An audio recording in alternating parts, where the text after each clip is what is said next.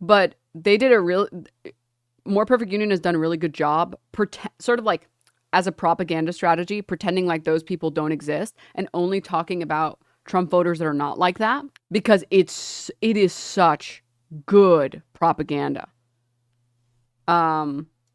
Like all of these, I mean, really, you could just like look at any of the videos that they've put together, but like, we investigated hundreds of Trump donors. What we found will shock you. We asked Trump voters about grocery prices. And this Starbucks video, actually, I kind of want to watch this one. I've wanted to watch this one for a while, but we found the policy that Zoran and Trump voters agree on. Like, they have done such a good job. I don't want to say cornering this market, but like cornering this market. A lot of Trump voters will vote for universal health care, even some of the racist pieces of shit. Well, yeah, they still want, I mean, even the most racist fucking pieces of shit still want health care for themselves. It's just that Americans are so like, they have been conditioned to be so selfish and to believe that bootstraps is real and meritocracy is real. But unfortunately, there comes a point where like, you either bend or you break, and people are about to fucking break. Like, I want to take a little peek at this. In the presidential election of last year, did you vote? Of course I voted. Who'd you vote for? Of course you know who I voted for. He's in office right now. You voted for Trump? I voted for Trump. You know, more people tell me about groceries. The word grocery, I've heard it more in the last year than any other word. The cost of groceries, a word that I used a lot on the campaign. It's like an old-fashioned word. Amid high inflation, then candidate Trump vowed to bring down grocery store prices as soon as he took office. 1 out of every 10 New Yorkers has trouble paying for groceries. Since 2020, the price of basic shit, man, has gone up on average 32%. Butter is up 30%. Crackers. Who would think of it, crackers? Crackers are up Stop saying crackers. Stop. 40%. We went to East Williamsburg, a neighborhood that usually votes Democrat. But in 2024, Donald Trump gained between 4 and 21 points. Because right now, it's not even made for the average person to make it. Especially with rent prices, gas prices, it's hard. Did you vote in the presidential election? Yes. Who'd you vote for? I'm not saying. You don't want to say? No. I'll bleep it out. You can say it and I'll bleep it out. No, it's okay. Who'd you vote for? You can say it's okay. Trump. You voted for Trump? And it wasn't just East Williamsburg. It was going on all over the city. What was the message that made you vote for Trump? He was a little more suitable for what's going on. If you're gonna Financially speaking, or? Yeah, financially, he's keeping jobs. It's literally showing off that Trump voters voted off of messaging. And Trump said, I'm going to make everything less expensive. And that's why people voted for him. And Democrats ran on, I'm not that guy. What's 1 + 1, dude? You can't, like, if all that people see is like, oh, he says some crazy stuff, but he's like a businessman. And he like, you know, he's going to make things cheaper. And he understands like what I'm going through. Like he gets it. And Democrats say, I'm not that guy. It's like, well, so you're not going to make things cheaper? I don't understand. I'm not going to vote for you, I guess. It's like you have to I think it's also like a little bit difficult to get if you're really politically involved and everyone around you is very politically involved. It's very crazy how not political Americans are. Like people will just vote off of vibes. Talking to people who voted Biden, it's like, well, why'd you vote for him? He's like, I don't know. He was like Obama's vice president and he was so cool, right? That was a fun administration. It's like, don't tell me that. Oh, you're killing me. You're killing me. Stop. Stop, please. I'm begging you. Stop. Afloat. Hey, he's all right to me. He ain't the best pick, but he was better than where he was going against. But in the city's Democratic primary, 80% voted for Democratic Socialist Zoran Mamdani in this neighborhood. We live in the most expensive city in the United States, and I am running to make this city affordable. Is it possible people here ain't so scared of socialism? You voted for? I voted for Zoran. Vote for Zoran. One of Mamdani's big ideas for New York City was city-owned and operated grocery stores, one in each of the 5 boroughs, that wouldn't have to pay rent or property tax and could pass those savings onto the customer. His opponents, including grocery store billionaire John Katzimatidis, who owns 2 upscale chains in Manhattan, says this is a bad idea. I wonder why.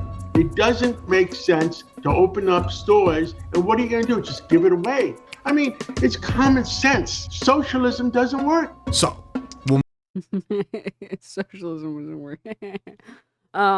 Someone said something based. Harris talked about her policy goals more than Trump did, but Trump's was easier to remember, quippier. Yep, exactly. And it's the same reason Zoran's doing well. It's because his policy is like, it's simple, straightforward, and yet he can still explain it succinctly, easily within a minute.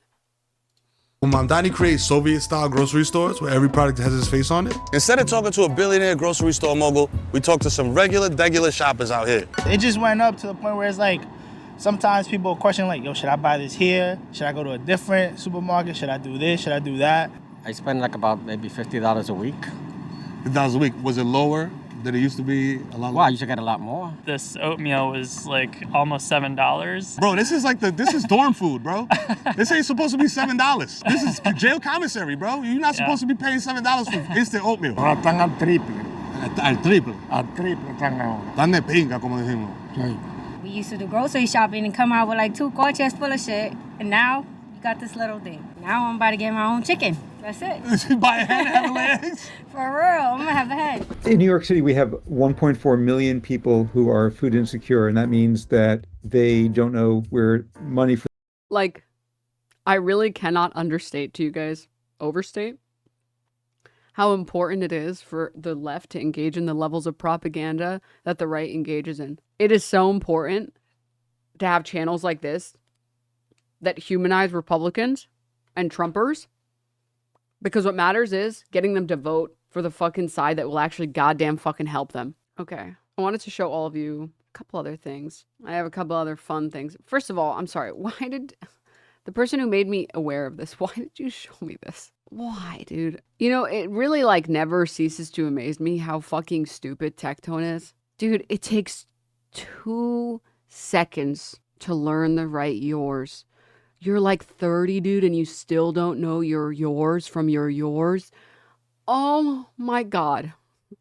Please, just open a book. Just ask Grok, for the love of God. Oh my. You are family-owned horses. You are the family. He was the family-owned horses when he was a kid. Like, it's like the easiest way to know if someone online is a native English or like Native American English speaker. Sorry, not Native American. Sorry. A native English speaker born and raised in America versus someone whose second language is English. Because someone whose second language is English, I feel like they are way less likely to get the yours wrong. Whereas it's always some fucking dipshit American that's using the wrong yours. Just, it's so easy. It's so easy. The only excuse that you should have is that you're dyslexic, and that's it. And that's it. NA education, dude. Oh my God. Of course you think an AI edit of you black is funny. You're 12, dude. Like, I mean, again, this video, dude. When the grocery aisles are so full since the EBT shoppers at home crying, and it's a guy dancing at a grocery store, like, it seems like a Costco, wearing a hoodie that has a cross on it, and the caption says, wearing a shirt about Jesus while dancing with joy that 40 million Americans are going hungry, including 18 million kids. Like,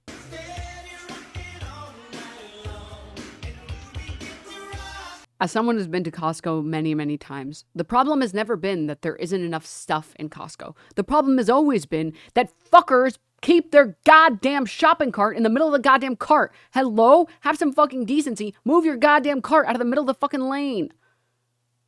Oh my God, that's always been the problem in Costco. The problem in Costco is there's like so much stuff in Costco. I don't think Costco's have ever run out of anything ever. I don't mean to be a New Yorker, but can you, if you're gonna park your cart, park it as close to the aisle as possible and don't park it right next to somebody else's parked cart. Just like move it slightly farther so people can go through. Please. You're not wrong. People just double park with their fucking carts and it pisses me off so bad. And then they create like fucking blockades. I get so mad. I'm going to be honest. I just move people's carts. I'm sorry. I can't. But like, it's beyond the point. That's besides the point. Dancing because people are going to starve. Congrats, bro. I'm sure Jesus would like be really proud of this. I just know Jesus is looking down like, yes, my teachings. Yes. Yes, this is what I want you to be dancing to. Yes. Makes sense when you learn that conservative voters don't read the Bible. Oh my God, dude. It's just ghouls. Just ghouls. Just ghouls. All right.